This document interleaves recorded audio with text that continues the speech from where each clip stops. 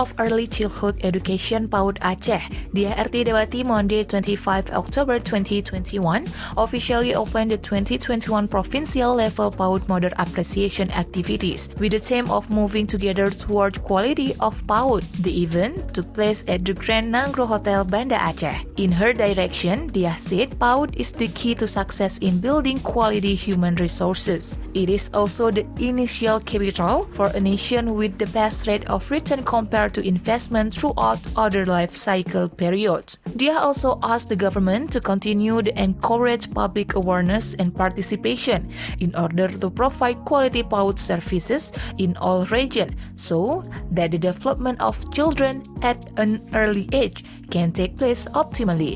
According to Diah, this type of integrated learning is concerned very relevant to help early childhood development.